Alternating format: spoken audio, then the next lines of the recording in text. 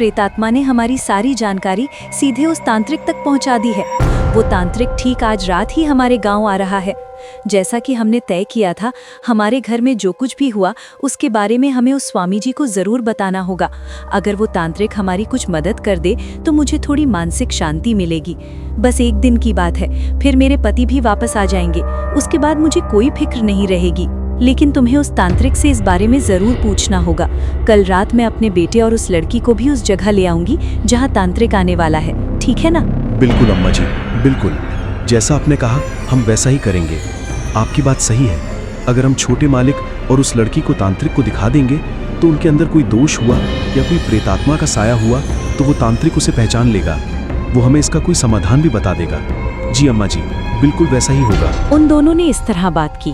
कुछ ही समय बाद गांव के मुखिया की पत्नी अपने बेटे से कहती है, अरे बेटा, मुझे तुझसे एक बात कहनी है। मुझे लगता है कि कल या परसों तक तुम्हारे पिताजी घर आ जाएंगे। लेकिन एक बात सुन, आज रात हमारे गांव में एक तांत्रिक आ रहा है।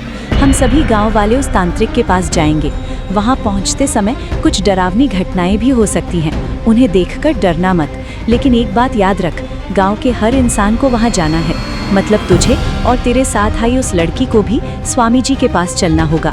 वहां जाए बिना हमारा भला नहीं होगा, ये बहुत जरूरी है। आज रात ठीक 1 बजे हमें निकलना होगा, समझे बेटा? इतना कहकर मुखिया की पत्नी हड़बड़ी में बाहर चली गई। मुखिया का बेटा मन ही मन सोचने लगा, अरे ये क्या बात हुई माँ? कभी तांत्रिक कह रही हो, कभी स्वामी जी, ऊपर से रात के 1 बजे। मुझे कुछ समझ नहीं आ रहा है। ये सब बहुत अजीब और संदेहास्पद लग रहा है। माँ शायद तो मुझसे कुछ छुपा रही हो। खैर, मैं डरूंगा नहीं, पर मुझे बताओ तो सही, मैं तुम्हारी मदद जरूर कर सकता हूँ। बेटे ने ये बात अपनी माँ से कही। उसे सुनकर मुखिया की पत्नी बोली, देख बेटा, अभी मेरे पास इतना धीरज और समय नहीं है कि तुझे सब समझा सकूं, लेकिन तुझे सब कुछ पता चल जाएगा। बस जैसा मैंने कहा, आज रात 1 बजे हमें गांव के बीचों बीच पहुंचना ही होगा। ये बात भूलना मत। उस लड़की को भी बता देना, क्या समझे? ठीक है ना? इतना कहकर मुखिया की पत्नी फिर जल्दी में निकल गई। बेटा अपने आप से कहने लगा, माँ पक्का मुझसे कुछ छुपा रही है। अच्छा हुआ जो मैंने गांव के मंदिर में अपना सेल फोन लगा रहने दिया। अगले 2 दिनों तक इस गांव में होने वाली सारी भयानक घटनाएं उस फोन में रिकॉर्ड हो जानी चाहिए।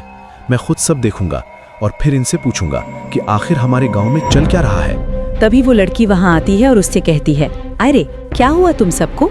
क्या तुम्हारे गांव के सभी लोग ऐसे ही हैं? सब अपने आप से ही बातें करते रहते हैं। कल शाम तुम्हारी माँ बाहर खड़ी होकर खुद से बातें कर रही थी और अब तुम घर के बीच में खड़े होकर अकेले बड़बड़ा रहे हो। पता नहीं क्यों मुझे तुम लोगों को और इस गांव को देखकर शक हो रहा है। क्या सच में ये कोई अच्छा गांव है? देखो, अगर तुम्हें अगली बात पता चली तो तुम और भी डर जाओगी।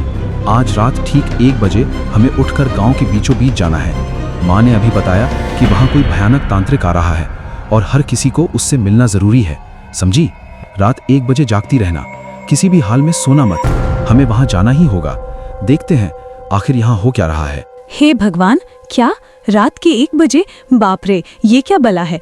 आधी रात को जब भूत प्रेत घूमते हैं तब कैसी पूजा? मुझे तो कुछ समझ नहीं आ रहा। और वो तांत्रिक सुबह नहीं आ सकता था क्या? रात में ही क्यों आ रहा है? मुझे तो रात से वैसे ही बहुत डर लगता है। क्या मेरा आना जरूरी है? क्या तुम कुछ ऐसा नहीं कर सकते कि मुझे ना जाना पड़े? अरे नहीं, यहाँ ऐसा नहीं चलता।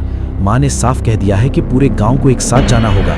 उसने खास तौर पर मुझे और तुम्हें चलने को कहा है। अब हमारे पास कोई और रास्ता नहीं है, हमें जाना ही पड़ेगा। वैसे भी शहर में रखा क्या है, गांव में ऐसी रोमांचक चीजें देखने को मिले तो मजा आता है। चलो माँ की खुशी के लिए चलकर देखते हैं। ठीक रात के 1 बज रहे थे।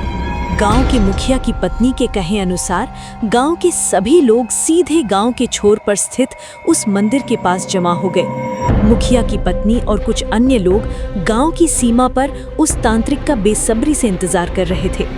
कुछ ही देर में वो तांत्रिक अचानक वहां प्रकट हो गया। उस तांत्रिक को देखकर मुखिया की पत्नी और उसके अनुयायी बहुत खुश हुए। मुखिया की पत्नी और कुछ अन्य लोग उस भयानक तांत्रिक के चलने के मार्ग पर हल्दी का पानी छिड़कते हुए पूरे गांव में आगे बढ़ रहे थे। वो तांत्रिक अपने आप में ही कुछ मंत्रों का जाप करते हुए चल रहा था।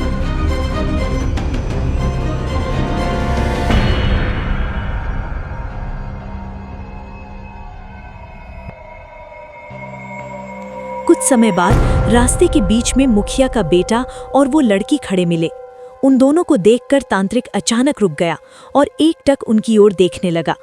ये देखकर मुखिया की पत्नी ने तांत्रिक से कहा, हे स्वामी, ये मेरे बच्चे हैं, मेरा बेटा और मेरे बेटे की सहेली। स्वामी, मैं इन्हीं के लिए बहुत डरी हुई हूँ। सब कुछ हो जाने के बाद मुझे आपसे कुछ बात करनी है। मुझ पर एक मुसीबत आ गई है स्वामी, कृपया हमारी सहायता करें। उन बातों को सुनकर तांत्रिक ने कहा, ठीक है, मैं निश्चित रूप से बात करूंगा। पहले जो कार्य होना है उसे पूरा होने दो, फिर मैं तुमसे बात करूंगा। लेकिन इस लड़की पर सावधानी से नजर बनाए रखना। इतना कहकर तांत्रिक के साथ मुखिया की पत्नी और वे अनुयायी सीधे मंदिर की ओर चले गए। रक्षा करेंगे, मैं पक्का अपने पति के वापस आते ही उन्हें वहां भेजूंगी।